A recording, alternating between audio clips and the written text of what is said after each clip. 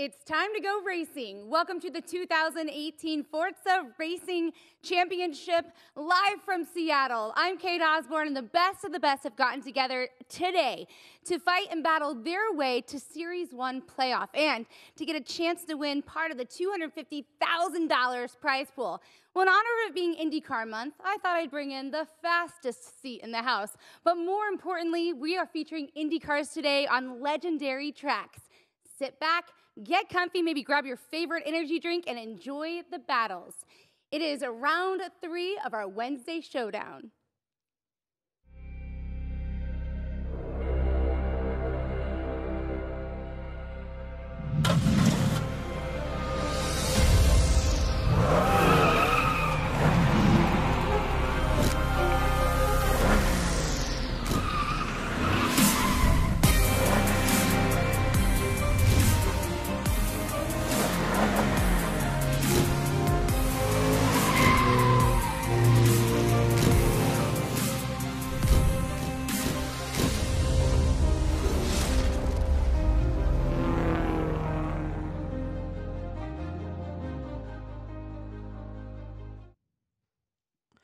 And welcome back to Seattle, Washington. Here for the nightcap tonight, we have, of course, those guys from North America. Can they live up to what we saw earlier today?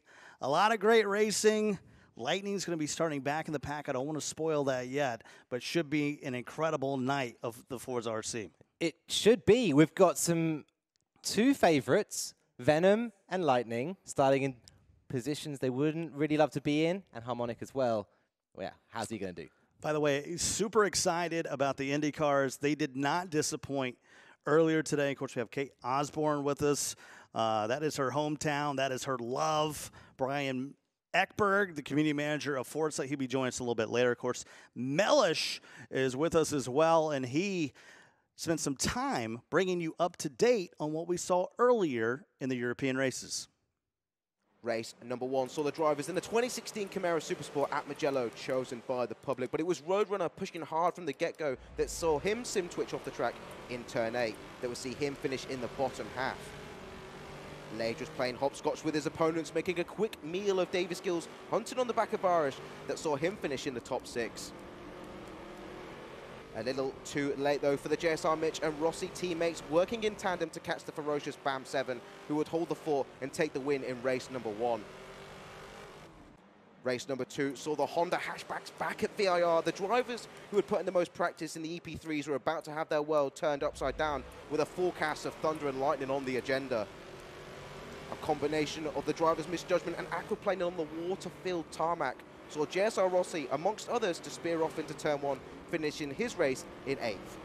On the other hand, his teammate Mitch showed the steely determination by putting in the challenge against 7 through the most technical section of the track and was rewarded with his first win in the VTEC Monsters.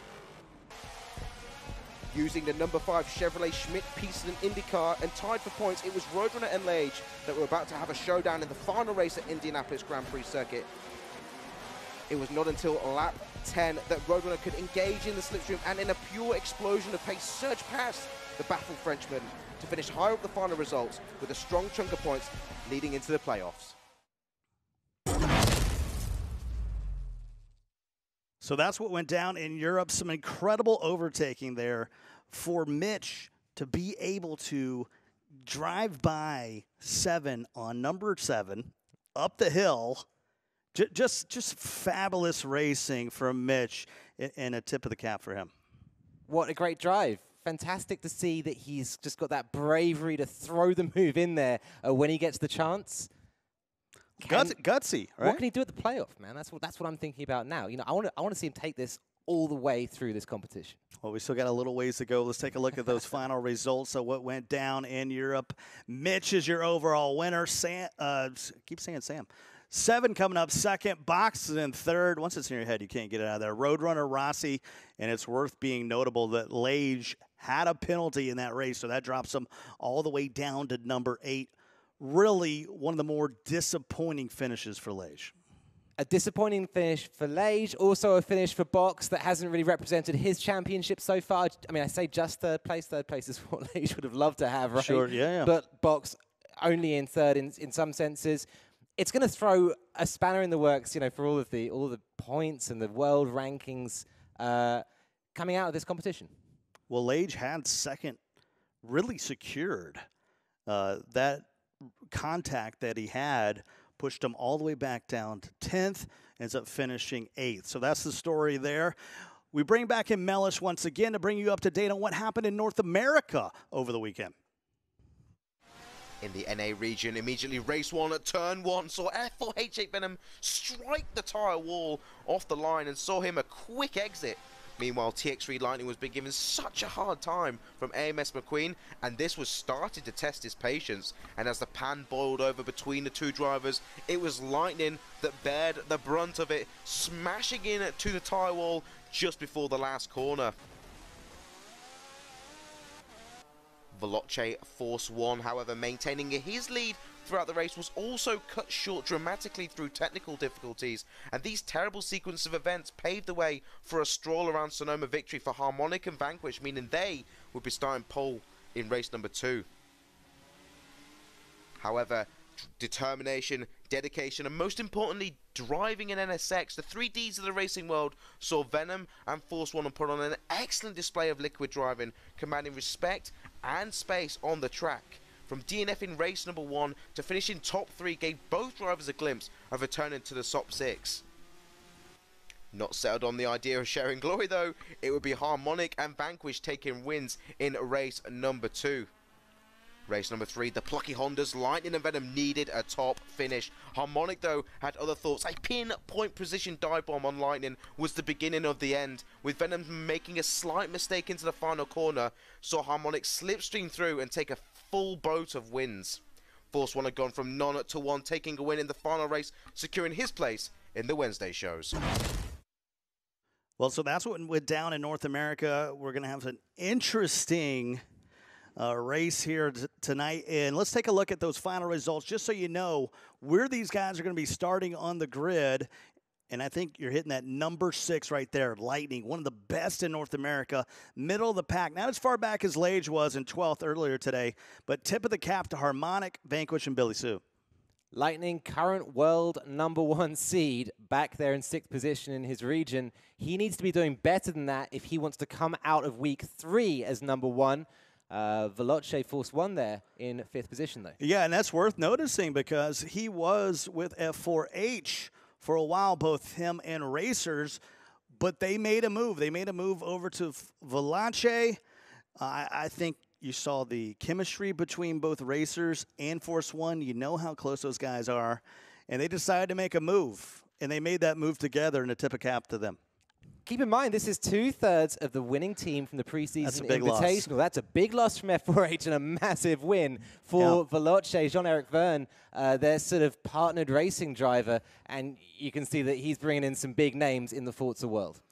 And it's good to see finally Force 1 here on a Wednesday Showdown. He's had a bit of an unlucky streak through some of the qualifications, so there's some talent there. I know maybe it's not as deep as the things that you've seen in Europe, but North America, really the picture of where we're headed in the playoffs is starting to come together.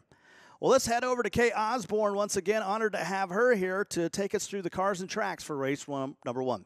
Well, you know, one of the greatest things about the Forza Racing Championship is that you get to potentially determine the destiny of these drivers. Polls are open. Let's go ahead and take a look at poll number 2. And this is huge because it's at Virginia International Raceway, a very technical track, and it's not often that you get to pick one of the elements, dry conditions versus those wet conditions. And I'm telling you what, if you go with the wet, if you're going to be a little bit mean to these folks, they're going to be challenged. We have seen that before. But of course, dry will be a good race nonetheless because it's Virginia International Raceway. But let's take it all the way to Italy. We're going to Tuscany here today. And go ahead and take a look at the track that we are going to be on here today. It is Mugello. And this is Mugello is one of those amazingly beautiful tracks. It is a smooth asphalt and long, flowing, cambered curves. It makes it a pleasure. It's 14 turns, actually 5.245 kilometers long. It's incredible. A couple of turns to look out for. Turn 1, turn 6 and 7, and turn 12. I think this is going to be really interesting, but I think more importantly, the big conversation is which car are these drivers going to have? And I think that will really dictate the outcome of this race, whether it's the NSX, a very finesse-like car, or perhaps that Camaro Super Sport. But the winner is, the votes are in, and the big winner here today that will really dictate the outcome of this race is the Camaro Super Sport. Really good, because this one, the handling isn't necessarily all there, but there's a whole lot of power, and that's going to be extremely important with the long straightaways of this track. Gentlemen, what do you think is going to happen here today? Well, apparently we're not having the NSX for the second time again. I mean, do you want to stay? We give them gold, Scott. We give them gold day in, day out, and this is how we get repaid. Look at me, community. I'm looking at you right now, and this is the deal. When there's JDM cars up there, you got to throw us a bone every once in a while. We're up here working hard. All right, so let's move on. Now, we will admit that the Camaro will produce better racing here on Mugello. And watch out for turn 8 as well, because when you start moving through 4, 5, 6, and 7, you can get that momentum going and forget about how turn 8 can get a little tricky. You saw that happen at Roadrunner. Let's take a look at this grid for race number 1 here in North America. A crucial start, especially with this road to the playoffs. Harmonic will be up front. We mentioned Vanquish, Billy Sue, Lightning down in number 6. There's Force 1 right behind him. Really, number 9 is a driver that really reaches out to you. It's Venom, all those changes with Force 1 leaving. Watch for tonight, Force 1 and Venom. Is there anything there with Force 1 leaving F4H? Maybe you want to introduce him to a tire wall. You know, yeah, I mean, maybe not introduce him to a tire wall, but Venom will take a particular pleasure in overtaking Force 1 if he gets that opportunity. Keep in mind, 9th place on this grid is ranked 4th in the world currently in Forza Motorsport. Ranked number 6 there on the grid is the number 1 seed. So we're going to have some overtaking here if I was to make a bet. And we are all green. This track started in 1920. It's really changed a lot. Of course, Ferrari uses this as their testing grounds for their F1 series. And here we go. It's going to be 6 laps. And turn 1 gets it all started. Look at that mess of cars up ahead. Force 1 straight up Forcing his way through. Yeah, making a gap there for himself alongside Lightning. So Lightning already passed Force 1. And the two of them going toe-to-toe here through the chicanes for the first lap. So Lightning in 4th, Force 1 has moved himself into 5th place. Mentioned 6 laps, 3.2 miles around this Tuscan track. Sure to be filled with drama, especially with the Camaro Super Sport. Vanquish in 2nd, right behind Harmonic. Billy Sue there in 3rd, trying to turn in such a fanboy, because you know, if Billy Sue happens to ever win a race, we might have to call the paramedics for Allie. Billy Sue has come into this event this week with a little bit of a note on his rap sheet. This guy picked up a penalty in the semifinals. One of my favorite drivers to watch, but he's got a little bit of a violent streak coming out here in week number 3 of the Wednesday Showdowns that we're going to have to keep an eye on. Harmonic getting things sideways there up ahead, and that's side by side with Vanquish. Good throw up front. You can hear the roar of that 455 brake horsepower, rear-wheel drive car. Look at the two of them dancing there for the lead. Vanquish going underneath Harmonic and now trying to squeeze the nose. That got very close to both of those drivers being off the track. Harmonic taking the lift, bit of a gentlemanly lift, and now straight back onto Vanquish again. Looks like Harmonic's regained the lead, makes it look easy. So Harmonic out in front, Vanquish in 2nd, but really we got a log jam here from 3, 4, 5. Billy Sue, Lightning, those are teammates. Valache's new addition, it is Force 1, riding along in 5th. That's who we're with. He's got Bex right behind him. Lap 2 of 6 now. Heading down to that crucial turn 1, and Billy Sue. That's teammates colliding. Billy Sue way too hot there after a little bump from Force 1.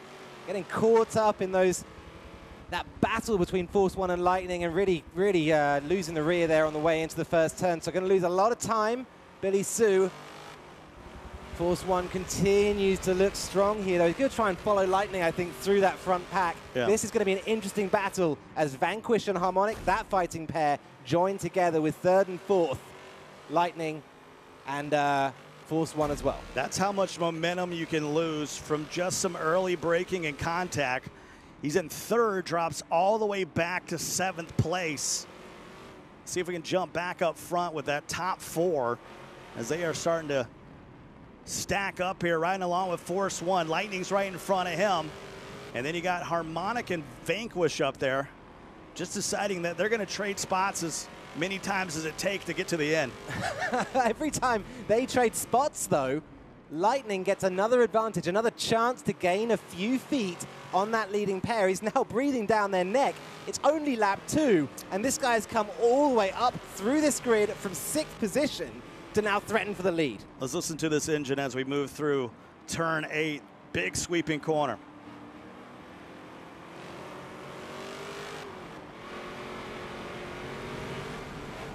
What the 455 brake horsepower, this Chevrolet Camaro SS. Just makes it such a point and squirt kind of a car. You just coast through the apex of the corner. And just when you get the turning angle right, you can just power down the wriggling rear there. That 6.2 V8 sounds great, but really the story of this car when it comes to racing is the suspension. There's going to be a lot of travel. You're right. It's a road car, Scott. You know, it's got soft suspension. It's made to go over sleeping policemen, cobbled streets. You know, when you start taking it to a racetrack, it feels very soft indeed. And there's a big danger of sim twitch. That's what we saw the reigning champion in MEA slip off the track with Force 1. Moving on the inside on turn 1. Boy, many of our drivers have been taking turn 1 very slowly with a really white gloves kind of caution. So he moves up 1 spot into 3rd, just ahead of Lightning. That's not going to sit well with Lightning from North Carolina, the youngster. Force 1 drifting the car there. He's going to lose speed down the straight. Lightning trying to take advantage of it, but there's no overtaking opportunity as we head down the hill just through 6 and 7. Yeah, when you come out, it's a valley. That's turn 7. It's just, you're along for the ride. 6, 7, 8. Really not spots to try to get cute. You got other spots on this circuit that are tremendous overtaking possibilities. Just really that 6, 7, 8 complex isn't one of them. You know what, Scott? The person who's loving this fight for 2nd place, you know, apart from us, we're loving watching it. The person who's loving this most, though, I think, is Vanquish, leading the race right now, and nobody is threatening him. Let's go to Brian Ekberg. What's been going on, man? Well, we've been paying attention to lap times between the first 4 cars and the second 4 cars. There's a 2-second gap. The guys first through 4th are doing 208s and 209s. 5th through 8th place, 210s and 211s. So we're seeing a real big skill gap between that first grouping and the second. And why do you think that is, Brian? Is it a log jam just there in the middle, or are these top 4 really pushing each other? I think it's a little bit of both. You saw Force 1 really moving forward in that group. He's working really hard. And I'm not sure maybe these guys in 5th through 8th are just trying to find a position, trying to find some clean air, make something happen. I think these guys are probably capable of more speed, but they're just getting log jammed with each other. Great stuff, Brian. And Ali, I think this maybe is the narrative in North America. You have 4 really fast drivers, and then you got 8 drivers that can really be a plethora of guys from week to week. You're right. I mean, there's a little bit more of a skill gap across the grid here. At the same time, we're looking at Venom, number 4 ranked in the world, fighting in that second But pack. he started in 9th. He started in 9th, but he should be up this field by now. The people ahead of him, 6th place on the grid, 7th place on the grid, Lightning, Force 1, they're fighting for the lead. Venom is stuck back here in the second pack. Some early braking there by Venom. Just door to door with Billy Sue. It's brute force, isn't it? Beck and Billy Sue just barging arms. Got all 4 tires off, but I think he was forced off there. Staying with that 6th spot. Nice job letting him have that 6th spot. You didn't earn it, so fall back a little bit. And really, that's what these pro do. I mean, Dr. Beck's, let me be honest, you're online. All right, Billy, so you're off to the side there. I'm moving through. But here at this level, especially with, you know, such sharp eyes on the adjudication, you can't push it, especially when, when we got your eyes on you, you know? You're too right. You're too right. And you'll see the drivers maybe throw a move that they consider, they calculate to be a little bit dodgy. They'll back down again. They'll let them through, like just as you say, until they can make a move that they think sticks and that they want to put their name behind. Harmonic, look at him squaring off the corner there. Beautiful double apex from him, and really able to power down that Camaro on the way down this back straight. As Force One trying to chase down Harmonic. Boy, has Vanquish built him a lead. You talked about that battle for second was going to give Vanquish a few car lengths. He's added to that. He's your leader right now in lap 4 of 6. Lightning really needs to get something going here. Boy, even Lightning a few car lengths back. About 0.6 off. I love watching Force Veloce. One. Yeah, Veloce Force One. I love watching how he drives. He's really ragging that car. You can see the rear suspension as he powers down and the weight transfers onto the back wheels. Car tries to wheelie, essentially. It's bobbing all over the place. It's a rough, wild ride that he's taking there. And super good to watch how he controls a very tricky vehicle. Lap 4 of 6, Force One continuing the push, looking for an opportunity. I think right now Harmonic, I mean, this is a guy that's really seasoned. You know, he's 23 years old. It feels like he's been racing forever, you know, in the Forza community. He's not going full speed right now. It's very defensive driving in that second position. Very defensive, but he knows that there are not infinite laps out there. It's not going to be whoever's fastest on one lap who wins. You've just got to hold them behind for 6 laps. It's not an impossible ask, and you can pick up those extra points. Someone who hasn't managed that is Billy Sue this week. You know, I'm his biggest fan when he does great, but this week has not been his strongest, dropping back through the field and now fighting for 7th, 6th position. Well, it was the contact with his own teammate on some early braking, and that just broke his rhythm. That broke his momentum. He fell back, and at this point, just kind of like, all right, I'm going to hang out back here for a while, I guess. Someone else who's slipping back a little bit right now is the leader, AMS Vanquish. We got some contact here between Hillbilly, Bex, and there's your man, Billy Sue. Just drive through it, man. Listen to him working the throttle there. Having to lift off to get that car to rotate. He wants to be flat out. He wants to be carrying all the speed he can through there, but having to get around a moving chicane up ahead of him. The long left-hander, turn 14 as we come back to the start-finish line. This will be the final lap, 6 of 6. Harmonic's caught up a little bit with Vanquish. Right on the tail of Vanquish here, really tucked into the draft, and Harmonic now looking to make the move for the win. A little rub through turn 1, and Harmonic is pulling side by side for the chicane final lap. He might overtake this spot here. Coming back, Vanquish to the inside. Boy, a bunch of contact going through turn 4 and 5. This is the moment. If you haven't got a yellow card yet from bumping somebody else, now's your time to earn it, Vanquish, because you need to defend that position. Only half a lap remains. Their car is yellow. The car is yellow. Oh, you said card. I'm sorry about that. Final lap here. Come on, give me a paint job. At least change the color. You went to Hertz. You rented a car. We go through 6 and 7, that challenging downhill. Look at the front suspension, all these cars working like crazy, and Harmonic has lost time. He's now dropping back into the jaws of Force One. I think he knew that turn 1, the speed, the momentum, the late braking into turn 1, Vanquish going wide. Harmonic knew that was his opportunity. If he could take over, he could take a defensive line the rest of the way. Right now, he's got to just be content maybe with that second place, because you don't want to push. We saw Lade do that earlier today. You end up pushing for that first, that extra 5 points. Next thing you know, you can find yourself either penalized or dropping way back. Look at that aggression from Harmonic, though. He is not ready to settle for second place, not at all. Big wide line on the way into that back hairpin. It's going to allow him to power out down this back straight. He might have a chance here into the last corner. Very decorated driver. We talked about his longevity, how long he's been around, the things that he's won. Just question his drive now. That's wide from Vanquish. Way out wide. The leader falling off the track there on the final corner.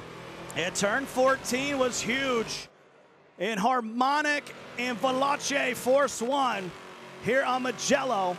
The door was open, and Vanquish giving up 2 spots at the very end, and that's how he feels. That's his mood. That is stomach churning. He held the lead for the entire race. He'd held back Harmonic, and it was that final corner, a mistake on the final corner, that cost him 2 positions. Yeah, that's to the point where you get the 3rd place, you got the points, but you had 20. You had 20 right in your hands going into the final turn 14. You go wide, you're pushing it just too much, maybe looking a bit in your rearview mirror to see if you should take a more defensive line. You don't realize either your speed going into 14 or where your throttle input is at. Next thing you know, you open up the door and lose 2 positions. You're too right. I mean, it's super hard to spot your braking marker if you're looking in your rearview mirror. No traction control. No traction control, no ABS, no stability management. Yeah, steering's not on easy, folks, when it comes down to this pro setting. All assist off. You blink for a second, and the next thing you know, you're into the wall, you're off, your day is over. Really lucky to regain that 3rd spot. It could have been much worse. It could have been much, much worse. There's gravel out there on the outside of that final turn. He caught himself in that gravel. He would have come almost to a stop. There would have been cars pouring by. So 3rd place, he should count himself lucky, but we both know he won't. And maybe that car was a rental, because when he went across the start-finish line, he was like, yeah, I'm just going to crash this into the wall. That's how I feel right now. Good luck with the deposit. Not getting that back. Let's take a look at the provisional results now of race number 1 here in North America. Harmonic just didn't give up. He picked his spots, kept pushing, nice patience. And for Force 1, he started well back. Remember, he was in 7th place, 1 behind Lightning, able to push himself up into 2nd spot. Lightning moved up a little bit, but really your biggest mover besides Force 1 was Venom there at number 5. Yeah, Venom, a good job from him to get through the 2nd pack, but I think by the time he'd broken through it, he'd lost so much time running at that pace that maybe wasn't on the same par with the leaders that he just couldn't bridge the gap later in the race. Yeah, that distance, as you said, between 5th and 4th. Decisive. They might as well have been on a different track, a different circuit. That's how far they were ahead. And Brian brought that up, that they were 2 seconds off the pace. Usually if you're 2 seconds off the pace, you're in 12th. I mean, certainly in the EMEA finals we saw earlier today, 2 seconds off the pace, and yet you are in 12th. Right here, there was fighting, so I don't know if that was a clear representation of how fast they really are. But, yeah, I mean, you can't lose that much time early in the race and expect to be able to fight for the lead at the end. Your guy, Billy Sue, is a human roadblock, and you know it. A sleeping policeman, as you guys say across. He is just a bump in the road. Well, we're going to step away. We're in the adjudication process. That, if you're new to watching us, that's where they decide if they're going to assess any penalties to these drivers. It does take a little bit, but it's important to setting up the grid for race number 2. Step away for a moment. When we come back, we'll have the replay, and we'll have the official results of race number 1.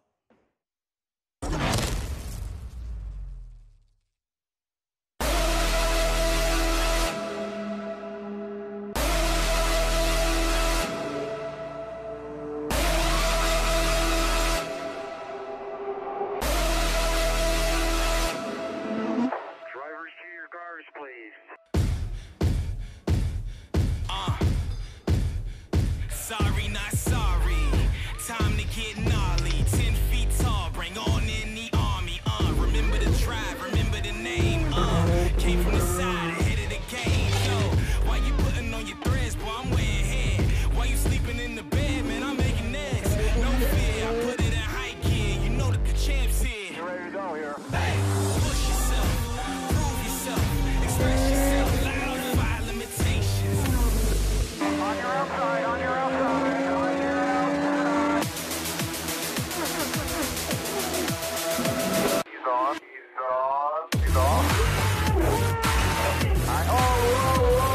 Burn him up, buddy, burn him up.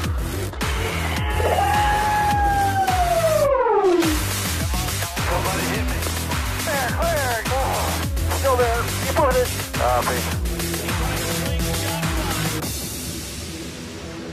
Oh my goodness.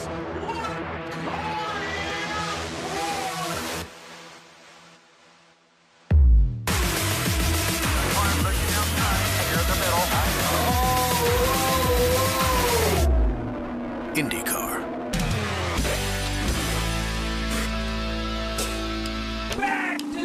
The future starts now.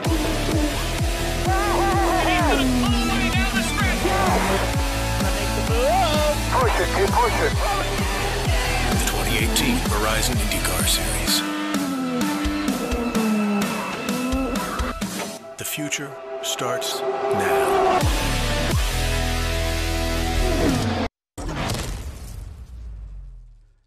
And we want to welcome you folks back to downtown Seattle. We are in the shadow of the Space Note, literally 2 blocks up from where we're at, Scott Cole Alley Tech. We saw amazing race 1. If you're new to the Forza Racing Championship, we're in the adjudication process where we decide if there was any penalties to assess before we give the final results. And plus, these guys are racing for $250,000 prize pool this year. We're in Series 1, Episode 3. That's round 3 of what we do now. And when you think about this, Allie, you think about every point matters. Every point matters because everyone here is fighting for their place on the global leaderboard. We're looking at thousands of different drivers vying for their places in the playoffs, and only a few can make it. Somebody's dreams are going to come true. It is a long grind. I want to bring in Brian Eckberg, the community manager here at Forza, and that was a heck of a race 1. And all eyes, for us, at least in the back, were focused on Force 1. We were looking at this guy who's making his debut here on the Wednesday Showdown and having an incredible race here, starting mid-pack near Lightning and just forcing his way, no pun intended, through the pack. It was incredible. Let's take a look at this replay. You see that little tap there with Billy Sue. Now, that may be a matter of adjudication because there was a little, he got an advantage there, but boy, he took advantage of this mistake with Lightning, got around Lightning. We weren't sure he was even going to be able to get past Lightning, but here he is sort of asserting his dominance on the #1 driver in the world right now, and then it was a matter of making it stick, taking advantage of that late mistake and finishing an incredible second place right behind Harmonic. Incredible performance from Force 1. Boy, we've seen some driver error today, and I think a lot of that is just the pressure that some of these drivers bring when they start pushing on you for the entirety of the race. And he had to just either look back for a moment or misjudge his speed into turn 14, just a bit too much throttle, and that maybe, that brake to throttle ratio, because he had it won. Yeah. He was, in football, when they're high stepping into the end zone, that's what I would call it. That's right. Felt like you had the race won and you blew it. Yeah, it's one of those moments in racing where there's a lot on the line here. You've got a lot of pressure. We were seeing that skill gap between the first 4 guys and everybody else. If you looked at the track map, you could see these cars spread across a mile of territory of asphalt. There's a definite skill gap here, but between those top 4 or 5 racers, it's just as competitive as it is in Europe. Great stuff, Brian. We'll see you throughout the broadcast here in North America. Let's take a look at those official results of race number 1. The adjudication it is, and we have penalties galore. So Harmonic's going to fall back to 3rd. Force 1 is going to be your winner. Lightning's going to move up into 2nd. So Vanquish, even with the big mistake, he's got a 5-second penalty. McQueen down at 9th. Don't worry about that. The story right now is your top 2 guys falling 2 spots each, 3 spots for Vanquish there. So two spots each. So we had Harmonic and Vanquish at the top, and the next thing you know, Force 1 and Lightning, based on penalties, they get themselves adjudicated into the podium. Super tough, super tough. The adjudicators play a real role here in Forza Motorsport, deciding the results after the races, because the drivers need to respect the rules of racing. They need to be respectful of each other on the track. They need to make sure that they're not abusing the track limits. I think this one was for a little bit of argy-bargy through some of those corners. We saw some early braking. And we talked earlier today in Europe about that trust factor, especially between 2 teammates. And Billy Sue and Lightning. Now, that didn't end up being adjudicated, but there was a lot of just bumping and grinding, forcing your way into the situation. Anytime you do that and you gain an advantage, you're going to be penalized. You know what's just occurred to me, Scott? The first race for Force 1 in the Wednesday Showdowns. It's the first time he's shown up, and he's gone out and won it. That's a 100% win record. No one else can boast of that. So pretty good going from Force 1. The adjudication team helped a little bit. So I guess he slipped some money over there at some point. He's one of the fastest in North America and finally got his opportunity to show it here on a Wednesday. Let's go back over to Kate Osborne, who's hanging out with an IndyCar. You know, you guys are mentioning about the fact that these drivers are making a few errors. Well, one car you don't want to make many errors in is an IndyCar. And right now you have the opportunity to pick which IndyCar the drivers are going to be driving in the poll against in round number 3 here. But before we get to that, we're going to go ahead and talk about what we're looking at right now. And this, my friends, is my favorite car that's probably ever been produced. Now, this one is not the current one that IndyCar drivers are driving in. This one, it does not have the new aero kit. But let's go ahead and talk about that new aero kit. As Mario Andretti said, the only problem that he sees with it is the fact that he doesn't have a ride in it. There's less downforce than in the previous IndyCars. And as Joseph Newgarden said, it is much more lively. It definitely is a bit looser in the rear. But as all of these drivers can agree, it is definitely more chic and sleeker than they've seen in the past. I mentioned those polls. Let's go ahead and take a look at what you get a chance to take a look at here in round 3. You get the choice between the Chevy and the Hondas. Now, the specs are the same between the two IndyCars that we have on here. We have the Schmidt-Peterson Motorsport IndyCar, and of course, the Team Penske IndyCar of Joseph Newgarden. However, it is a battle between Honda and Chevy. Now, we just saw that Chevy Camaro previously. Gentlemen, over there in the booth, what do you think is going to happen, and which one, more importantly, would you take? I'm not saying it doesn't matter because of the same specs, but I think you bring it up right where it is truly JDM fans versus American car fans, or Honda versus Chevrolet. One of those cars won its championship. That's true. You know, I'm just going to call it like the number 2. That's what I'd pick every single day of the week. It's the winner. Well, it'll be interesting to see which one they pick. Of course, by the time they get them, they have it all painted up the way they want it to. And we're transitioning now to race number 2. Really that linchpin, when you look at the racing, really can you get those points before we flip this thing on its head and get to the reverse grid? Let's go back over to Kate to see what kind of cars and tracks we have for race number 2. Hey, this is going to be something special, my friends. I'm telling you what, Virginia International Raceway in the wet is going to be difficult. Let's go ahead and take a look at Virginia International Raceway here this afternoon. This is one of those tracks that is pretty incredible. And I think in the States, it's one of those tracks that's a little bit underrated. I think people want to see more racing there. There's high-speed S's. This is also one of the unofficial proving grounds for the Big 3. Get this, it's 2.25 miles long, 17 turns. Imagine that. Turn 1 is one to look for. The horseshoe is the cleanest overtaking opportunity. Turn 17 is that uphill. And turn 17, the hog pen. Capitalizing on the mistakes of others, that is a great place to do that. We've been talking about mistakes here today. And of course, this is all done with the Honda Civic in the wet.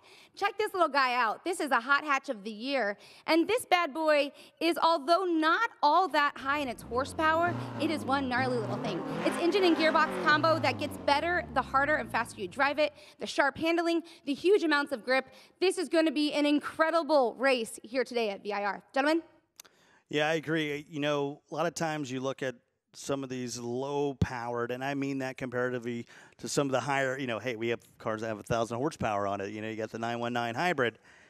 But when you look at this Type R with 212 horsepower, trust me, this racing is going to be amazing. Let's take a look at this grid for race number 2, VIR North, one of my favorite tracks. We got Force 1 up in that pole position. Lightning's going to be second. That's going to be a battle throughout this entire race around the North Circuit. Harmonic not too far behind. Venom is a guy you want to watch for in that number 5 spot. He could make a run. But we've got a whole challenge here that a lot of the drivers haven't seen before. A hatchback front-wheel drive with a turbo. It's around a little plucky North Circuit at VIR. This whole challenge doesn't suit a lot of the drivers here who have really cut their teeth driving LMP-style cars, super fast things. Who's going to be fastest here? It's a dice roll for me. Big shout out to Play C and Plantronics Rig Series for sponsoring our grid and our official results as we move throughout the day. So that's the way we're going to start here in race number 2. And we're almost green on Virginia International Raceway. And here we go in the ominous setting is start to fall in. We're going to have some rain here tonight on VIR, and you better get a position early because it's going to get sloppy as we move through the horseshoe into turn number 2. Bumping and grinding is encouraged. Listen to that fleet of engines all powering their way up. I love the sound of it. Lightning running in second position right now. He's held steady behind Force One, race winner there in the first round after an adjudication upset through Harmonic and Vanquish all the way down to third and fourth. 1 of 8 laps here around the Northern Circuit, and the way you know it is a Northern Circuit is when they get down to turn 7, they don't head down to the oak tree. They're going to turn uphill, and there's about a car and a half width there on the inside. And if you think that's not an overtaking opportunity, which I never thought it was, JSR Mitch would disagree with you on the European circuit. That's where he got his big pass. So I truly think in this Type R Civic, every corner is up for grabs. It's all about accuracy. We saw JSR Mitch in the EMEA finals earlier today, just pinpoint, dancing the car over the curbs, touching a wheel on the grass to get that rotation. Beautiful driving from him. Seeing Vanquish pushing a little hard in this first lap, losing the car a couple of times, and a gap is starting to appear between first place, Force One, and second, Lightning, and the pack behind. I mean, no disrespect, but I really feel like Force One and Lightning are just on a whole different pace when you look at this North American grid here as we move into lap number 2. Now, will there be some buildups? I'm not going to count Vanquish, Harmonic, or Venom out yet. Those are 3 guys that can really carry some speed, especially if a mistake is made up front. If you'd asked me, and I wanted to keep the race alive before we started, so I didn't want to be too honest, but I felt like Force One was going to run and hide here. He is an experienced driver in touring cars, front-wheel drive cars with turbos, the same kind of genre that we're sitting in here with the road car Honda Civic. I expected him to have the experience on this track and the experience in this type of car to be able to really put down a pace no one else could, but Lightning is keeping him honest. We can see that gap not appearing to grow between first and second. I think we have a race in our hands here, Scott, as those two stalk each other. Force One moving over from F4H to Valache, making them proud. Here in the second lap, and you see that thunder and lightning off in the distance. You see some of the reflection on the vehicles, and that means that precipitation is coming here at VIR. And once that happens, there's no safety. There's no runoffs on this track. You get 3 or 4 corners off, you could be going down the hill. And I don't know if I'm just making it up, but are those the first spots of rain on the camera lens? I keep on expecting it. Any second now, the drivers will be looking out for that as well, because that will mean the braking distances are starting to change. They're starting to have to adapt to a track that's dynamic. Its grip is always changing under their wheels. Third lap now as they race down to turn 1. That's the horseshoe. Back through 2, NASCAR Bend. It starts out the same as you do when you're looking at VIR full. It's just like I said, when you think you're headed down to the oak tree through the S's, no, you're actually turning uphill, sort of cutting your way across the middle of the track. Fabulous in this Honda Type R. It's a beautiful corner, and we're coming up to it right now, so we can spot it out for you. Vanquish here just threatening Lightning. We'll hopefully ride along with him just for a moment or two. Just as we come through the snake here, instead of heading up into this fast left-right that you would see on the IMSA track, here we're just going to hang straight uphill. And you can carry so much speed in, because as the gradient goes up, that compresses the front tires and gives you an artificial amount of grip from them. It's a really lovely feeling running all that speed into turn 7. Yeah, you would normally line yourself up under the A of that Nissan bridge to power yourself up the hills through 8, 9, 10, into 12 into Oak Tree. And here finally comes the rain. This is where the track is going to change. Hold on to that position. We're now going to figure out who's fast once the track gets wet. The person who is at the massive disadvantage, now it's raining, is Veloce Force 1, the person leading this race. He's got no one to measure his braking points against. He's got no one to follow through the track. And it's so important. You want someone to learn from.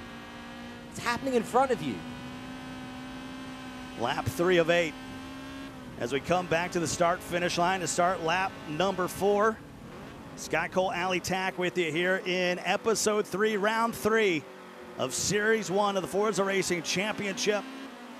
No matter where you're watching, you can head out to watch.forzarc.com. That's where you can win all kind of cool in-game stuff, including the NSX that you guys didn't have us race earlier. Sad face, sad tuba. And you mentioned that. You got an advantage because you got some clean air. But now you got to be the one to set the pace. You got to be the one that set the braking distance. And if you're a bit unsure about that, you have the fastest guy in North America behind you in Lightning, the 19-year-old from North Carolina. Look at this. We got 2 youngsters up at the front. Force 1, 18 years old. Lightning, 19 years old.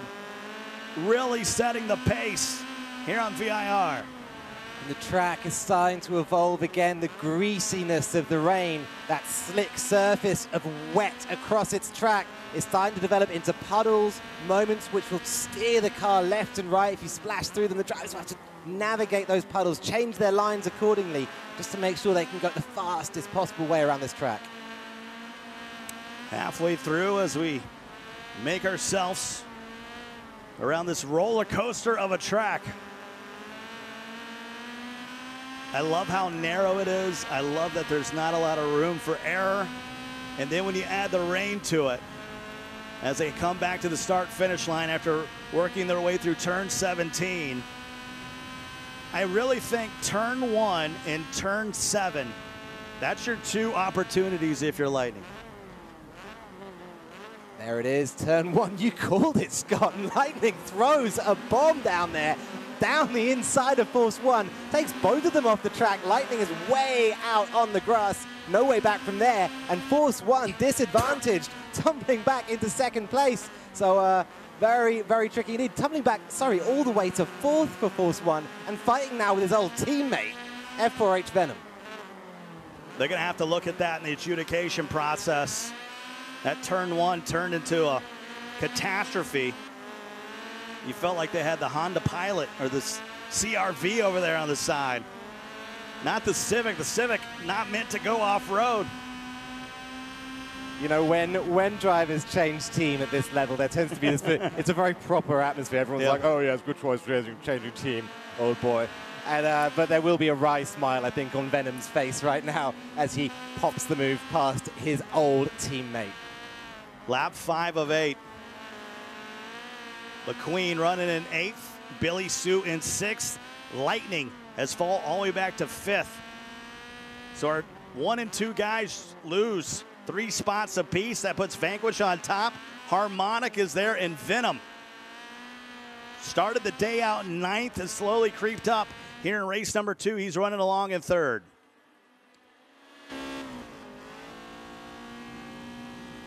Vanquish back in the lead of this race. I mean, this is the guy who led karma here. This is the guy who led the whole first race, apart from one corner, right? And he ended up coming in 4th. Little did he know he had a penalty going against him anyway. That probably would have dropped him down to 3rd. So lap 6 of 8 as we head through the horseshoe here on turn 1. Plenty of opportunity for more mistakes. But how aggressive was that last time through turn 1 for Lightning, just coming right across Force 1? And that was lap 5 of 8, just the beginning of the 5th lap. We'd barely passed the halfway mark, and Lightning was sending moves in as though there was 1 corner remaining in this race. He needed to bide his time, and he'll be kicking himself right now. Kicking himself. Maybe you get fixated on the overtake possibility. You forget about the late braking. You forget about the track conditions, and as they continue to get worse and worse, and next thing you know, you're off on the side. Couple mistakes already today by Lightning. ended up getting a good finish based on some mistakes some of the other drivers made in race number 1. Now here in race number 2, he's the one causing trouble. TX3 Lightning, second place finisher in season 1 of the ForzaRC, second place finisher in season 2. Season 3 comes third. You don't get results like that by having an off switch, by having a let's be mature about this switch. He is always going. He's always pushing. There's Harmonic. Familiar position for him in second place, trailing Vanquish. As we come back to the start-finish line. 34 more turns to go. 2 laps as we head into lap number 7 on VIR. Opened in 1957. Track really hasn't changed much in those 70 years or so. But they never dreamed of it in these conditions that we'd be out there racing. It wasn't designed for it, was it? You can see how difficult it is, and Force One making the move look easy. That was not easy at all. Pinpoint accuracy from himself, and also a very respectful distance kept by F4H Venom. Careful, because you get the overtake, but then you start sliding outside. Can't celebrate. Next thing you know, you might find yourself coming in contact with that grass. 2 wheels okay, 3 or 4, and you could be in for a long day. There's no grip out there. You want to keep on the black stuff if you want to have any grip. Turn 7, they're going to be heading uphill now. Watch for Venom creeping to the inside. I thought in no way turn 7 was an overtaking possibility, but if you get slow there, watch out. You could have a guy going by that decides to take a more aggressive momentum. And that's what I love about this camera view. Looking backwards through the S's, you can see how the car behind learns from the car ahead. Always saying, whatever you do, I can do a little bit more aggressive. Turn 12. On through the roller coaster. Could really get technical. Patient, full throttle. Got to keep it nice and smooth. Stay to the right. Make sure you power down, because you know hog pin is coming. Great job negotiating that. And we just got 1 lap to go here in race number 2. And Force One, even though he's maybe stumbled on some hard times in lap number 5, has powered back into the top 3. Force One will have some choice words for TX3 Lightning after this race, because that move was super aggressive. There needs to be a respect, a mutual respect between drivers. Force One needs to know that whoever's behind him isn't going to dive bomb, because otherwise he's never going to be able to turn in and take an apex. Right now, it's a good battle for 3rd place going on. Force One will wish it was for the lead. And I think for Force One, 3rd is as much as he can ask for here. So much distance between 2nd and all the way back to that 3rd place. And that was because of the move by Lightning. Just allowed Vanquish and Harmonic to get out there in front. Vanquish still on the lead here. Harmonic's trying to chase him down. And Force One taking a defensive line heading into that uphill. Yeah, right. It's taking a defensive line, because while 3rd is all you can ask for, there's someone else asking for 3rd as well, and that's F4H Venom. We're riding on board with him. Only a few corners remain. If he wants to make a move, it has to happen now. Remember, Force One finished 3rd on Mugello, but because of penalties, ended up getting a 1st place finish here. So you really, at some point, you know it didn't run well for you. You really should actually had back-to-back wins. But you got to be thankful for that 1st place finish on Mugello and be okay with 3rd. And it looks like Vanquish is going to hold on here as he comes around turn 17. And so we'll have Vanquish, Harmonic. Let's see what happens near the rear. And Force One looks like he is going to finish 3rd as well. And we'll hold off.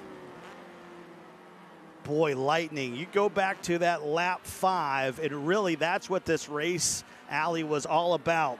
That was the climax of it. That was the explosion. That moment when Lightning threw it up the inside and just found himself eating a whole load of grass.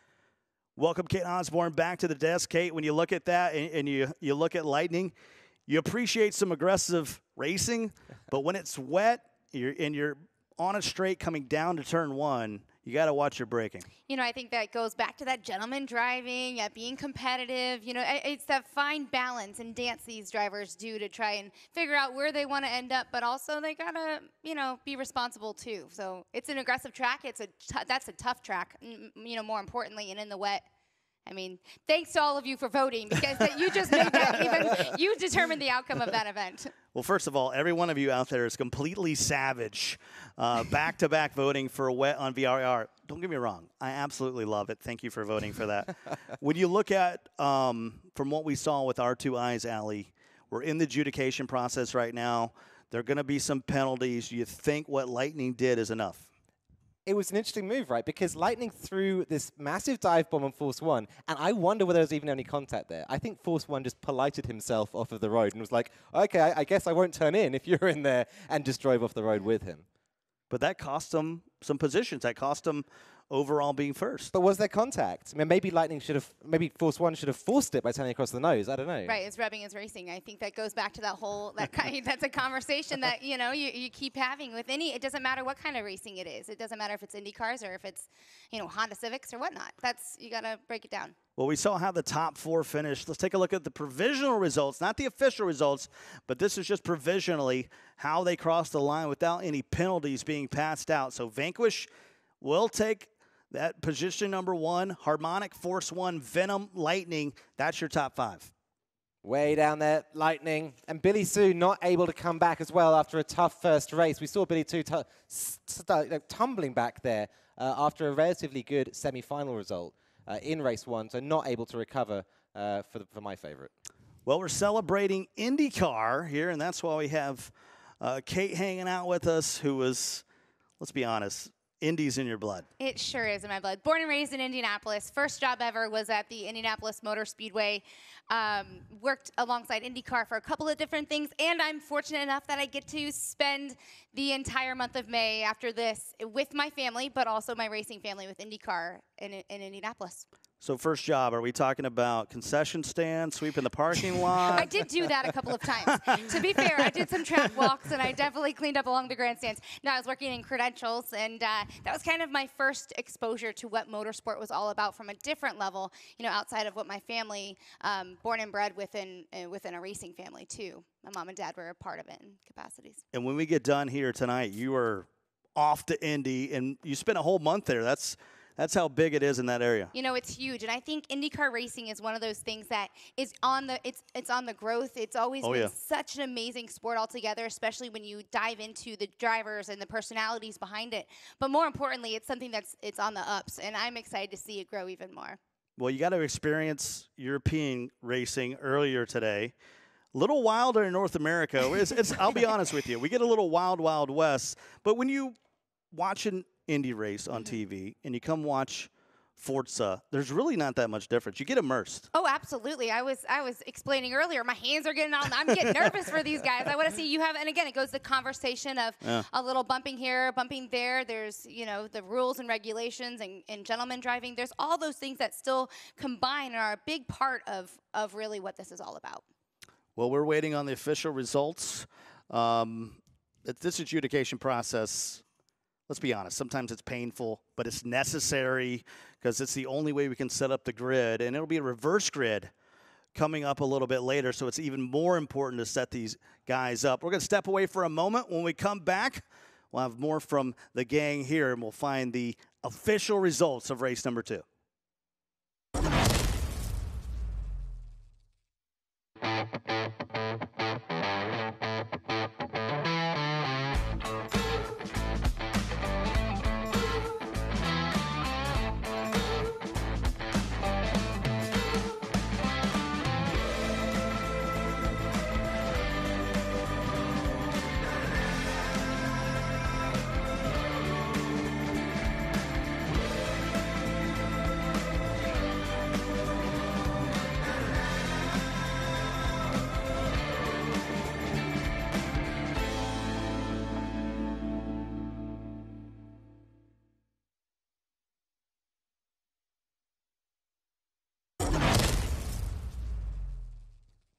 And welcome back here to Seattle, Washington. We're in Episode 3 here of Series 1, and the drama continues to build. Thanks for all you out there watching in chat, getting involved with us on social media, and a big shout out to my guy from Optic. That's Karma, 3-time Call of Duty world champ, tuning in. Really feeling bad for Vanquish on that first race in Magello. Said, hey, I'm watching it, and I just saw this guy hold the lead all the way into the last turn. Yeah, we feel you too, man. That's real rough, but it's not the first time we've seen it. I mean, heart-wrenching, isn't it? To see somebody fight and hold on like that, race their heart out for all those laps, and just give it up right at the very end. Let's bring in Brian Ekberg. You saw a lot in this race. Still a lot to decide. What other moment, though, could we focus on than that moment between Force 1 and Lightning? We want to take a look at that. These two guys have been tail to tail all throughout the day so far. Race 1, race 2, it came to a head. Let's take a look at the replay of what happened there in that moment. Look at it. It's just Lightning going wide, getting overly aggressive with that braking, and Force 1 so close. He almost saved it, but as soon as you get off in the runoff area in that rain, you're doomed. But what a drive from Force 1 to come back. We've been talking about him in race 1, and he fought so hard after having that mistake to come back and end up on the podium. Really a brave, incredible drive from Force 1. Yeah, these are some youngsters we're talking about, some guys that are really just getting going in their career. For a lot of them, you could sulk. Yeah. You get the red mist and just pull off on the side. We saw that happen to Billy Sue. He falls back like 6 or 7 spots.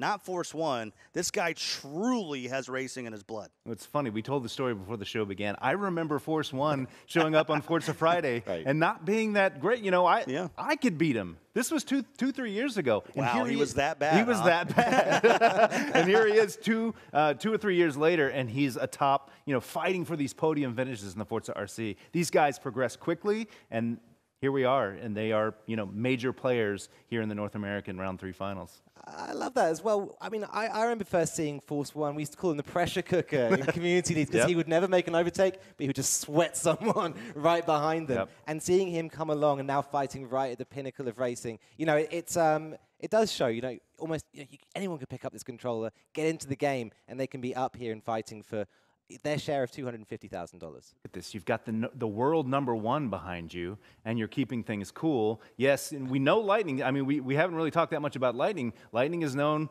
as some sort of a hothead. He makes these moves. Sometimes they work out. In this case, in the rain VR, maybe not the wisest dive there. He paid for it, but congrats to Force 1 for making the most of a terrible situation. Well, the moment you've been waiting for, let's take a look at these official results of race number 2. And we do have some penalties. Lightning, my man, you can't do that. You can't go across someone's face into turn 1 there in lap 5. He's going to drop down, 5-second penalty. So that's going to take him from up top to 6th. And then McQueen. Back-to-back penalties? What is he doing out there? Yeah, McQueen, I guess, a bit of a bludger out there in the world of Forza. Lightning, though, just to give some context, they're out, does 2 races, one of the fastest drivers in the world, and finds himself right back where he started. 6th place coming into the first race, end of the second race, back in 6th. Yeah, really a disappointing day for really 2 of the biggest guys so far in our Forza Racing Championship. That's Lage and Lightning. Rotor actually had a nice day, finally started bouncing back. So it's really amazing week to week. These guys are, 250 grand's on the line, so they're grinding week to week, Wednesday to really Wednesday, and then Wednesday again. And I think it's the pressure's starting to mount, and you're really having to push yourself. When you don't perform well during the week, it makes it hard for you on Wednesday.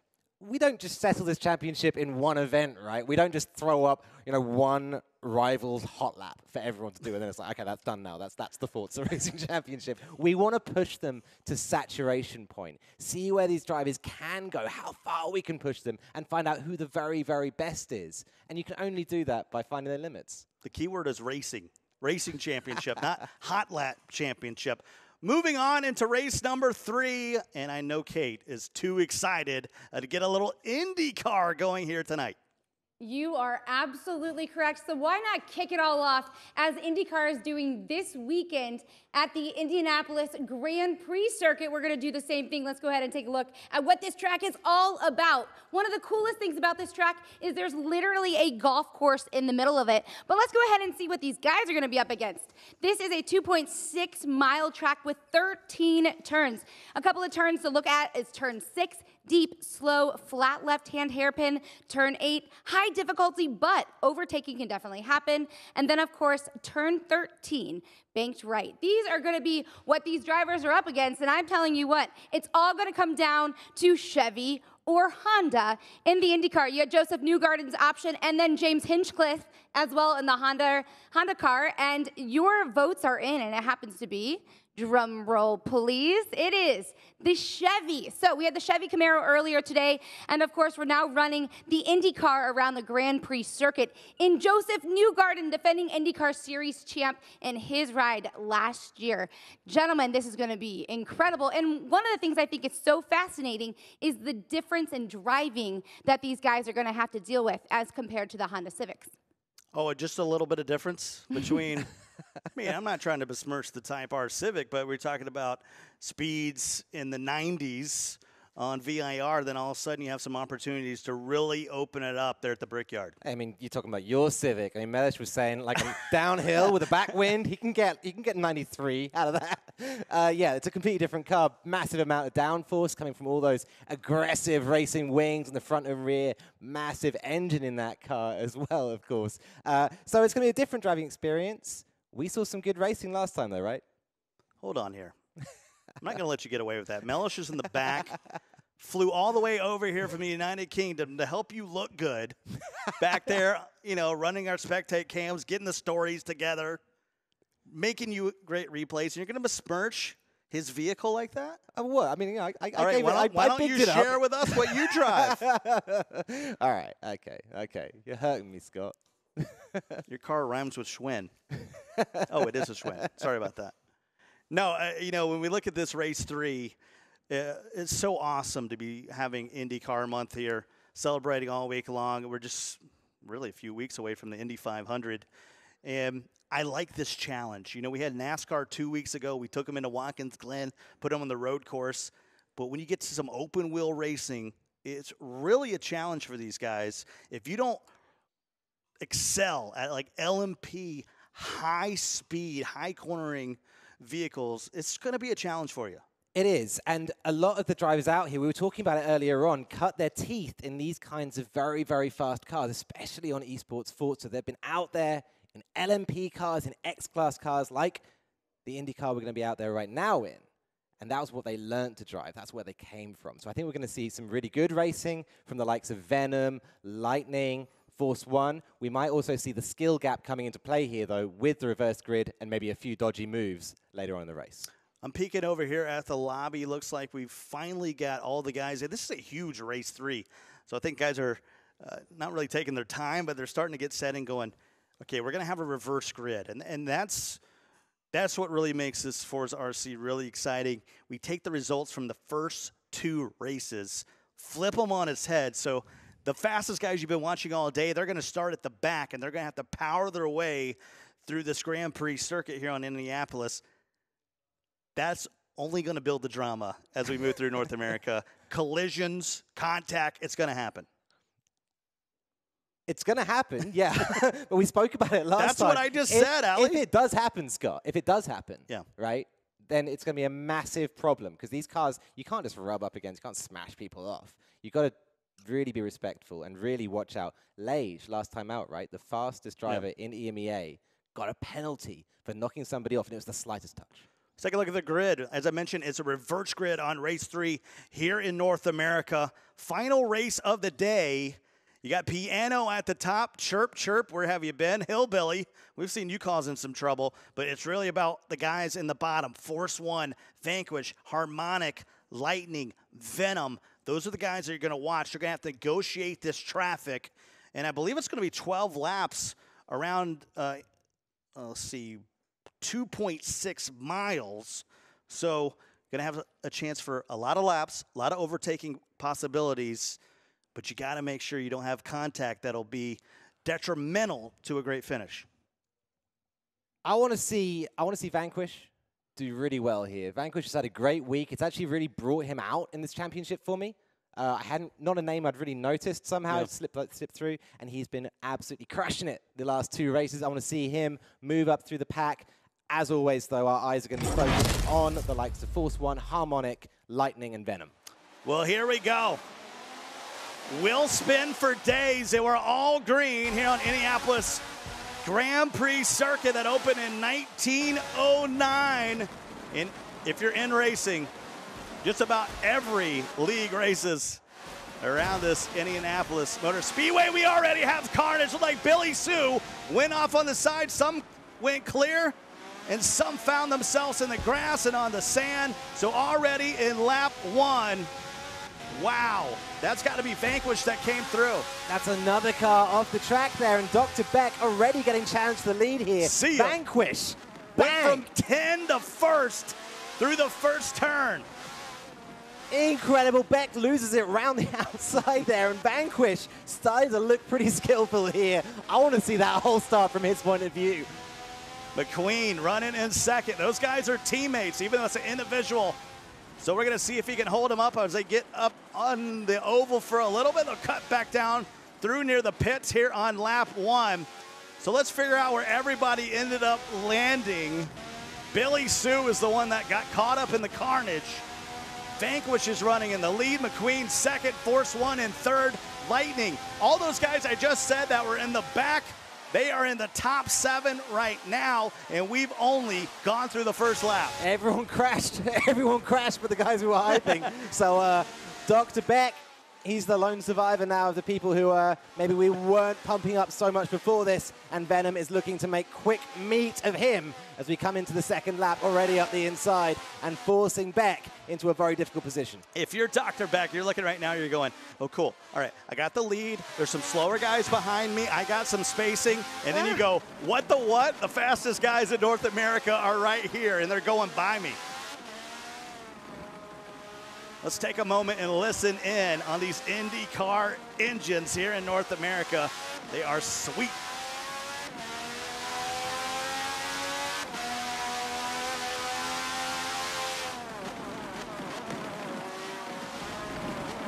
Lap 2 of 12. Scott Cole, Alley Tack with you. We're just in round 3 of Series 1. We're going all the way through October, folks. So if you like what you're seeing, you can still get involved. I know we have some talented individuals that are out watching tonight. This is a great way to get involved in esports, and it's so easy to do. Pick up a copy of the game and start racing. Let's bring in Brian right now. What a turn 1, my friend. That turn 1 was incredible, and behind the scenes we were saying, look, Venom has it all to do here. And we've seen this fantastic performances from Venom in previous Wednesday Showdowns. He's made up 10 spots, he's made up 8 spots in these reverse grid races, but now he's got Lightning ahead of him. He's got Force One ahead of him. Because of that, accident in the first corner, Venom's got a harder job than he's ever faced before in a reverse geared race. That's a great point. Have you ever seen a race, Brian, that had that much change in only one turn, especially at this level? Yeah, you expect some clean racing at this level, but here we are on Indy in these incredibly, X-Class 999 PI Indy cars. These things are tough to control. These guys are making contact with each other. They're treating them more like NASCARs than Indy cars in that first turn, and things happen on the track. Appreciate it, Brian and Allie. When you go from a Civic on VIR to an Indy at Indy, that's quite a shock to the system. It is a massive change. You can see a lot of the drivers having to at least cost themselves one mistake in order to learn the difference.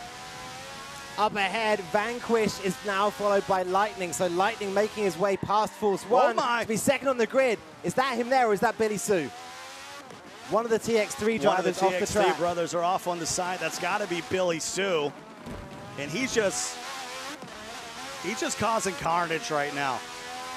Struggling to get that car back under control. You ever go to the grocery store and you see a kid throwing a fit in the aisle? That's what's going on with your man, Billy Sue.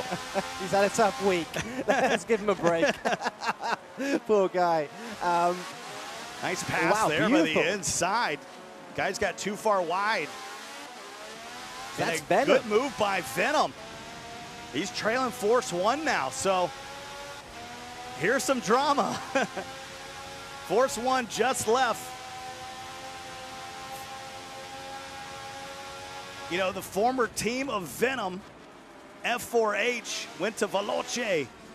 And now these guys are neck and neck, nearly halfway through our final race of the day. Just a reminder, these guys race with no assist on. If you've ever done that, good luck even keeping these cars on the track. That's how much power there is. That's how much precision. You can't just hold down the right trigger and fly around Indy with no assist. You're going to be well up into the wall. I would love to see the track map right now. Let's pop up in the bottom left corner because I think we can really describe what's going on with the race right now. We have a lead pack up ahead, the leaders all disappearing, and then a second pack which is headed up by Venom. You can see it right there. Couple packs, couple stragglers. Really got guy up front, middle of the pack, another pack, and then you got a string of guys that are just trailing that can't keep the pace after Billy Sue ruined their lives. Halfway through, we're in lap number 6. Force One in third. That's who we're riding along with right now. Trying to push Lightning, one of the fastest guys in North America. Had a top 3 finish in the Invitational. And Force One's giving him all he can handle this evening. Force One now chasing Lightning. I like it. This is a little bit of a payback for what happened last time, maybe, as Lightning starting to make little mistakes under pressure there, very sideways through the S's. Little wheel spin as we move into turn 12. On down through the sweeping 13 as we come back to the start-finish line here at Indianapolis Grand Prix Circuit. Into the wall. A little bit Force One pushing it. The speed that these Indy cars can get to in a straight line is scary, Allie. Absolutely awesome, right? You wanted to set yourself up all the time to power down, to get that speed onto the asphalt. You can see the massively wide lines they're taking through corners that are going to lead onto straights, because every mile an hour you get through that corner, you're going to carry all the way down the back straight. And you saw Force One coming off 13, well too fast. Now, you start to get greedy when you make that turn 11. 12 feels a little sweeping, 13 even more once you get up on the oval. You got to be careful when you're coming back to that start-finish line that you don't forget a little bit of braking. I know the throttle feels sweet. You know what's got Vanquish right now is going to come out of this round smelling of roses. Sure. And good for him, right? I mean, he's running first right now, and he had a tough old first race. So maybe it's a nice silver lining to that little cloud we saw for him earlier on in the day. Let's bring back in Brian Ekberg. What are you seeing out there on the track? Well, I'm looking at the points right now. As they stand, here we go. Not exactly sure how this is going to play out, but as they stand right now, Force One finishes in third. He's going to be second overall for the day. So he doesn't really have to fight Lightning too hard here because he's going to end up second, and I don't think he can actually catch Vanquish in the top spot. So Vanquish is in a great spot. Force One just needs to stay where he is, and he's going to be second overall. That's a great point. I know it's tough to do when you're going around Indianapolis this fast to try to do the math. Yeah, it was hard enough for me just to do it, and I had all the time in the world. I'm good. I'm so glad you're back there in the nerd cave, carrying the one, doing your multiplication tables. It's about time it paid off. And it smells weird back there. It smells weird out here. I could tell it when you came out. Appreciate it, Brian. 8 laps of 12. And he makes a good point right now. You got to realize this is a series. Sure, you'd love to be on the podium. Sure, you'd love to have the bragging rights about being first here at Indianapolis. But you got to think about the overall series.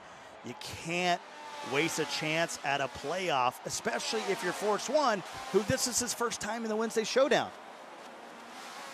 You can't waste any of it, you're right. And, you know, you can see that by how tightly packed the leaderboard is right now, the global leaderboard, that all of these different events of the Forza Racing Championship 2018 add up towards. you can head on over to ForzaRC.com and check that leaderboard out. The next update, I think, will be coming this Monday, so we'll be able to see how all these results impact the championship. Yeah, this is just North America. We have guys in Asia. We have some tremendous drivers down in Latin America, Brazil. And, of course, Europe seems to always steal the show. Really a tough 12. Getting in that Wednesday Showdown, especially in that European 12, is an honor all in itself. Lap 9 of 12 now. Final race of the day. Forza 1 got a little bit off on the side. And I think right now these guys are just really starting to space out and say, all right, I'm going to give ourselves some room here. Try not to make a mistake. We've had some good racing tonight. Let's try not to force it. Yeah, and while the top 4 is spaced out, maybe 5th as well, there's that battle between 6th and 7th that looks quite close on the mini-map at least. We're getting a glance of it every now and again, so it might be good to hop back to the 7th place driver and check that out. That'll be a McQueen up against Harmonic. Yeah, you got Harmonic at 5th, McQueen in 6th. Bex is right behind him, who at one point was all the way in the front before just a flood of speed went by him as McQueen gets a little wheel spin going into that first turn. These two running very close to one another, and I love that move from Beck. It was a little bit forceful, but I think that was more McQueen closing a line that wasn't his on Dr. Beck than Beck being optimistic. I love that move, though. You just float the front end in towards the apex, release the brakes, and you'll just watch your car creep up the inside. Beautiful stuff. Dr. Beck is currently outside our top 50 drivers, so getting to the Wednesday Showdown is huge for him. The amount of points that he's accumulating, it could really propel him into something, especially if he could put something together in 2 weeks, as McQueen didn't appreciate the late braking, and he's off into the tires. It was so difficult to tell from that viewpoint how tough that move was. McQueen, a penalty in race 1, a penalty in race 2, and I suspect, Scott, we're going to see 3 penalties for McQueen. I know sometimes we have the Michelin moment, but you don't want it to be you going into a stack of tires. I was at Sebring with McQueen a few months ago, man. He's a nice guy. Everybody, he's a good guy. Tough week from him, though, and I think he'll be looking at his aggression and maybe wanting to turn the volume down on that for next time out. Vanquish up front, Lightning in 2nd, Force 1 in 3rd. And really, the drama is sort of fizzled out here in lap 11 of 12. I think everyone's just counting their blessings that they're still surviving. They're still in one piece. Like we said, simulation damage is on, no assist. I mean, any slight mistake will make you pay at this level. It's very, very close. And it's a matter of inches, of tiny measurements in line, of powering down milliseconds earlier. And that's where extra time is coming from. Lightning not able to catch up to Vanquish here. This gap has been holding for a few laps now. I guess there's only one remaining, so if he's going to do it, if Lightning's going to do it, that's a big old lunge, but maybe he'll give it a try. High RPM, a lot of feathering on the throttle here in this final lap. It's all about that man right there. Well out in front, representing AMS. And that's interesting. You know, in Europe, AMS Roadrunner end up being the top spot. Something fast about those AMS boys. You're so right, Scott. You're so right. You know, something coming together there for that team. They're starting to bring up the volume now, and this is the perfect time to do that because we're now past the halfway mark in Series 1 and heading on towards the playoffs. Now's when it's going to start to count, and Alien Motorsport beginning to become the name everyone else is looking up to. Turn back toward the pits. Here they are coming around here in this final lap. Back to the start-finish line. Vanquish unofficially. It's going to be first, Lightning in 2nd, Force 1 in 3rd. And we'll come back a little bit to the middle of the pack. McQueen fighting his way through. Beck, little touch on Hillbilly. Brizzo's right there. And that's how it's going to come to a close. We'll Wait to see the provisional results in our final race of the day, Allie. But how about Vanquish? Very patient. We had some carnage in turn 1. It doesn't matter if you have the reverse grid or not. Those guys were going to find their spot. I just didn't know they were going to do it that early. I love Vanquish's story over these 3 races. He started off a little bit nervous, maybe, not able to, I think, mentally bring that race home. He'd done all the hard work, just needed to get around one more corner and lost the lead there. Second race, he wins it. Third race, he wins it. You know, this guy just needed to get the monkey off his shoulder, I think, and now he's done that. He's starting to look dominant. Great to see Vanquish out there and adding his name to the top drivers. Well, if you look at Vanquish, he took a great semifinal over the weekend. 2 first-place finishes, 1 second-place finish. Was able to take that momentum here into the Wednesday Showdown against the best of the best in North America. And when he had the opportunities, he seized them. Great job by Vanquish. Brilliant. And conversely, I've been singing his praises all season, but Billy Sue didn't manage to bring out that all-star result this time round. He lost his balance in the first race. He tumbled back through the field and just never managed to regain that composure that I've loved to see in his driving. Billy who? Who is that guy? Nah, incredible racer. Just, hey, when you lose grip, get some wheel spin, especially with cars this powerful, really hard to come back and recover. Let's take a look at the provisional results right now of race number 3 as we're in the adjudication process. Vanquish up top, Lightning second, Force 1 third, Venom able to climb up to 4th. And really, if you look at it throughout the day, those were your fastest drivers. Biggest surprise for me, Harmonic all the way down in 12th. What's the story there? I'm just looking at it. Harmonic, last place in that race. He's been running well. Super fast driver. So I'm not quite sure what's happening there. Maybe we're going to get a little bit more of an insight into it later. Well, when we bring Brian in for the post-race analysis, he's looking at the replays. We'll have to figure out what the heck happened to Harmonic. If you're new to the Forza Racing Championship, we're in the adjudication process. What we do is we take a look at the entire replay of the race these guys have been watching live, see if they need to assess any penalties in our final race, and then we're going to find out the official results and who is the overall leader tonight in North America. All that coming up next. Sit tight.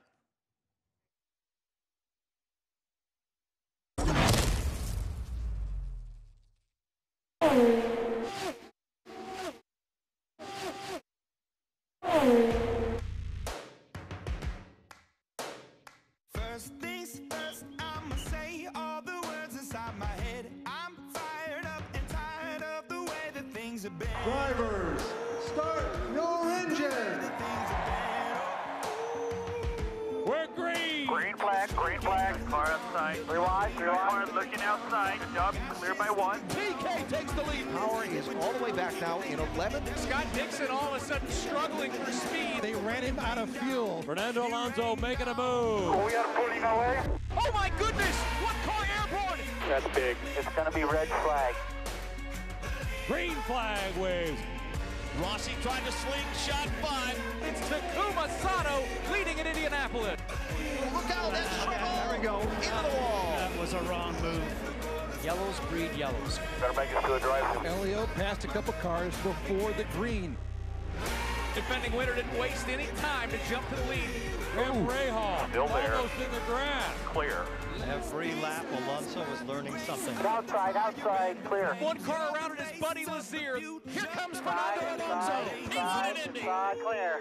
All of a sudden, one of those engines goes out. We see it. Chilton sees the car of Kimball to his high side. Clear behind. Oh, they're going to go 5 wide. Oh, Alonso's motor blew. Oh, trouble.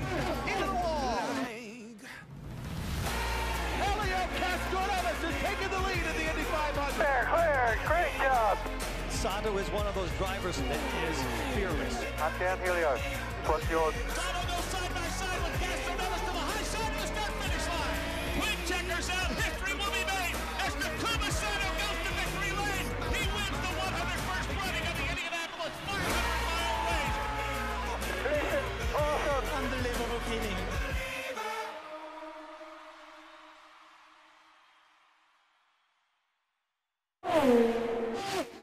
Chevrolet Duel in Detroit, Saturday and Sunday, June 3rd and 4th on ABC.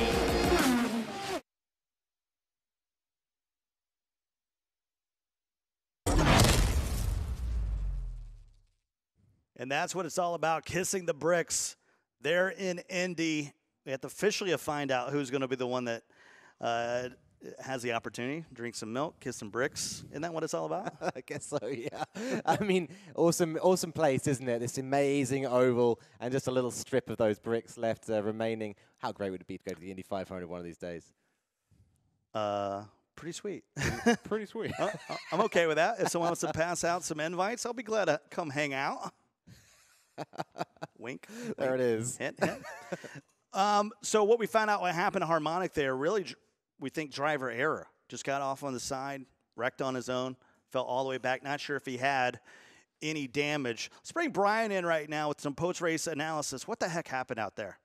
Well, you know the old saying, it's good to be good and it's better to be lucky. I think with Vanquish, we're seeing a little bit of good and lucky because he made up 10 positions in like 3 turns, and that's what we're going to look at in this replay. Here's the very start. He had a fantastic start. That always helps. But once you get into turn 1, you see that he's taking advantage of a lot of mistakes here. There's a little tap of Dr. Beck's there. Nothing to worry about for too much for those guys, but you can see Lightning pulling off to the left and then making up. Here he is. Now he's in 3rd or 2nd place here. So he's made up all these positions due to the mistakes of others. And then it was just a matter of making up. There's one of the guys getting off there in the dirt. And here we are, AMS Vanquish in 1st place, driving a sterling race for the remaining 11 laps.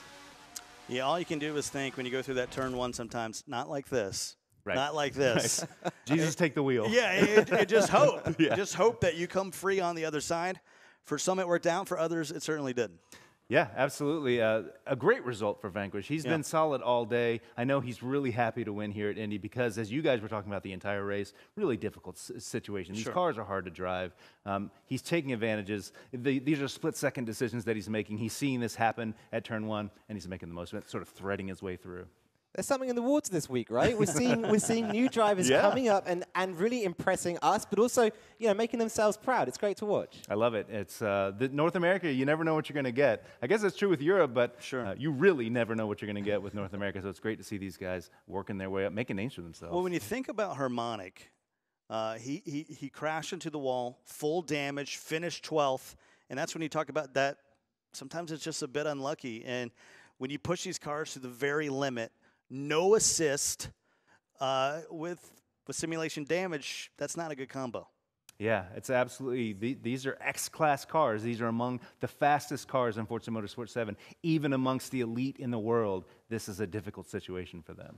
Yeah, when I'm doing Indy, it's easy. That's right. Basically, like you said, Jesus, take the wheel. Because the wheel spin, and I know that was pretty cringe, but I know the wheel spin, it's almost impossible to control, Ali. The cars, they're super difficult to control. There's things that help with that much power. The cars are built for it. We've got one right here. You can see the downforce it offers. You can see the massive rear tires. All the different ways in which it allows you to put a huge amount of horsepower onto the track. But yeah, I mean, I think all 3 of us know that when you're playing with just a right trigger. It's true. And what was so funny to illustrate sort of the disparity in skill here in North America is Dr. Bex at one point went off the track. He was in 7th place, and he was so far ahead of the guys in 11th and 12th that he actually maintained 7th place, despite going off the track and hitting the wall. So if you were looking at the track map, you just saw this huge, the guys in 1st through, say, 5th, were half a lap ahead of everybody else. So they really had that car control, that acceleration, that braking dialed in with these Indy cars. Before we get to the official results, a lot of you guys out there saying, I love playing this game. I'm not maybe as fast as some of these guys, but this month we have an opportunity. If you love Indy, if that just got you in the mood, you can face some of the real drivers in a bounty hunter challenge out on Forza 7. That's right. We talked about this earlier today. We've got a IndyCar challenge happening in Forza Motorsport 7 starting on Friday, this coming Friday, May 11th. We're going to have 2 events where you can set times against actual IndyCar drivers. So folks like Joseph Newgarden, Connor Daly, James Hinchcliffe is going to be in there. So you're going to be putting your times up at Indy against the real thing. And there's going to be awesome rewards in Forza Motorsport 7 that you can win for taking part and for beating those guys. You hear that, Ali? You might actually win something. I can't beat these guys. Joseph Newgarden did one the other day. He's amazing. Do you remember? So fast. I had to look at his telemetry and break down how he was being quick in that car, and then only then I could beat him by just like a Well, 10th. he's only the IndyCar champ, so I don't know. I mean, does that really translate? He doesn't play as much Forza as me. Well, no, it's funny because we've been talking to Joseph for years. He is a Forza-bred racer. He came up in Forza 2. He's been playing all these Forza games, and it shows on the leaderboard. He's a top, 2-3% driver in the world in Forza Motorsport 7. That makes me feel a little bit better. There you go. You heard it here. Breaking news, Brian takes all the credit for the success of the IndyCar champ. Let's take a look at these final results, see if there's going to be any sort of penalties passed out here on race number 3. Hey, McQueen, you're 3 for 3. Every race, you got a 5-second penalty. Congratulations. I'm not sure there's a prize involved with that. I'm guessing no. Vanquish is going to be on top. Lightning in second. Force 1 third. Venom 4th. And except for Harmonic, those were really the best 4 we saw all day long. They were. They did a fantastic job. Vanquish. I mean, where have you been all my life, Vanquish? Absolutely awesome this week. So just coming in with a bang, I feel I'm going to have to go back and look at how Vanquish has done in previous weeks and sort of start to get an idea for his form. Because honestly, he's been under the radar for me so far in the competition. Well, this is such a huge competition, guys. We're just in episode 3. We're working our way for the playoffs here in June 16th and 17th. Then we'll head to Mexico City, London. It's going to be an incredible year here. Let's take a look at the overall leaderboard now. After this Wednesday Showdown, this is North America you're looking at. So Vanquish, 50 overall. Force 1's going to finish second in its first Wednesday Showdown. First time we've seen him this year. He's had a bit of unluck throughout the week. Lightning, that's always disappointing for him. If there's not a 1 by his name, he's disappointed. Lightning had a chance here to impress people in other regions. He's fighting for the global #1, remember, so the likes of Hard BR in LATAM, that's the leading LATAM driver, and Lage, of course, in EMEA. He had an opportunity here to really stretch his points lead on them. He lost that opportunity by not optimizing in the races. So Lightning will have a sad face on his visage, but yeah. Vanquish and Force 1 both doing cracking jobs. Vanquish a little bit under the radar, and Force 1 in his first appearance. A lot of guys talking out there on Twitter. Harmonic, one of them. Questionable driving all the way around.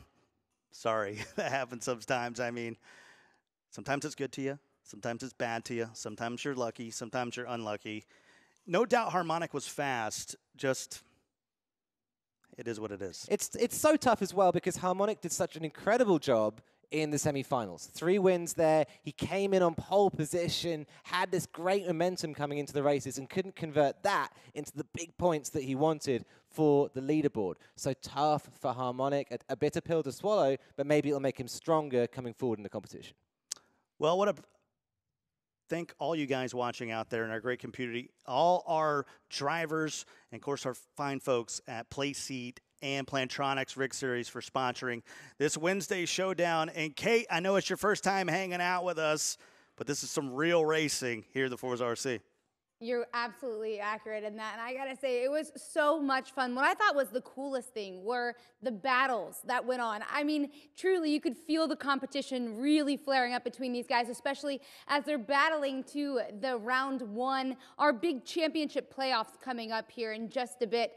For Scott, Brian, Allie, and myself, we thank you so much for joining us here with our Forza Racing Championship. Until we see you again in 2 weeks for episode 4 of our round 1. Enjoy our IndyCar month.